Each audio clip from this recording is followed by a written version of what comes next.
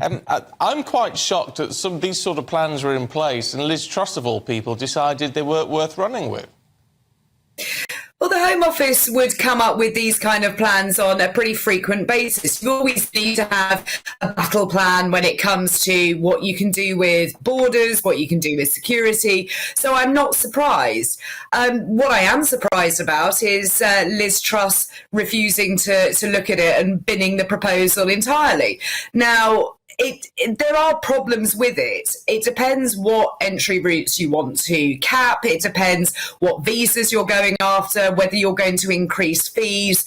So to see what impact it has, you need to see the detail of what you've got coming through. The one thing it doesn't do is put the boat crossings into context, because that is irregular migration.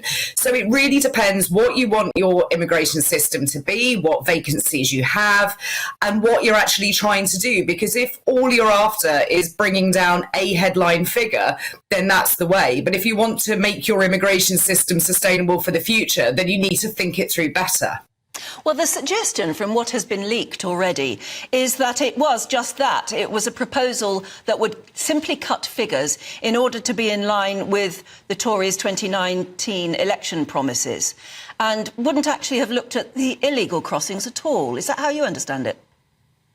Yeah, that's exactly how I understand it. It's cutting a headline figure, which is great for a manifesto promise, but it's not going to do much else to bring your immigration down or make the system any better and any more sustainable. So I think that it really depends what you're doing. And at the moment, it just looks like you're trying to win headlines. It's trying to bring a figure down, which is not meaningful. You can do this, but you're going to hit sectors which are already hard hit, such as the care sector, such as the seasonal sector and fruit pickers, for example. And those are the areas that we desperately need people. So I don't really understand why this is coming back through again. I think it's a really easy win for people, but also it's not going to solve your immediate problem of what we've seen with people crossing the channel and making those really dangerous boat trips. So it's one of the things that the Home Office does. It comes up with a fighting plan each time, and ministers have to look at it, and you also have to then get Treasury buy-in, which I think is probably why Liz Truss dismissed it in the first place, because the Treasury would be having kittens over the amount of money we would lose as a country. Yeah, but OK, so, I mean, looking back to Liz Truss's time with this one, but the problem we've got here is that looking to the present and the immediate future, Rishi Sunak doesn't seem to be getting anywhere at the moment with cutting down on the boat crossings, which, of course, was one of his 5 promises.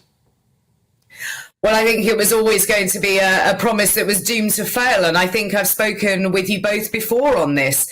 It is a very broad promise to make. To stop boat crossings is practically impossible. You need to look at the root cause of the migration, which is due mainly to conflicts within the Middle Eastern area and the amount of people on the move. So look at those organised crime gangs, look at the reasons why people are moving, and then you'll have the battleground that you wish to pick a fight with. But you're going to need international buy-in. And the one thing that we don't have is any agreements with the EU 27 countries for returns. So it's all very well to say that you're going to remove people quickly, but where are you sending them to? Rwanda hasn't worked and is unlikely to work. You have no returns agreements other than with Albania. So unless you start moving that problem forward, then you're not going to get anywhere.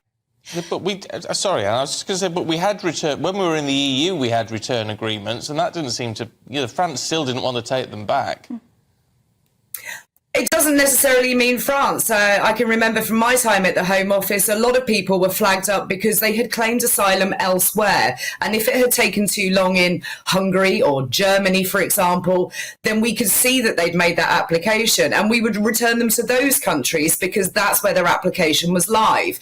So it doesn't look very much on the surface, but actually underneath you were removing people quite quickly because they had an active claim elsewhere. After Brexit, we lost access to that system. We lost the ability to have eyes on what people were doing. So you needed to renegotiate those agreements. And unfortunately, that doesn't seem to have happened. But politically, if the original promise in the manifesto, the election manifesto, was to bring down net migration, and if you don't look at this, Rishi Sunak doesn't choose to look at this plan that's just been leaked, and he can't do anything, as you've just outlined, about illegal migration, then what can he do? Nothing? Well, I mean, this is the real problem for Rishi Sunak. He hasn't laid out what he wants his immigration system to look like. All he's done is say no to absolutely every proposal that comes through and put forward some unworkable proposals that it just simply won't happen. So unless there is some real thought and some collective thought from the Cabinet Office, from the Home Office, from the Treasury and the Prime Minister himself, then you aren't going to see anything happen. We are now looking at the next election being fought on the grounds of immigration. So you need to come up with those sustainable ideas that aren't going to affect the economy, but are also going to bring back the promises made previously in 2019. This is a really difficult ask of the Prime Minister. He doesn't seem to grasp the seriousness of it, and he doesn't seem to have that much level of interest other than three-word slogans and very nice headlines.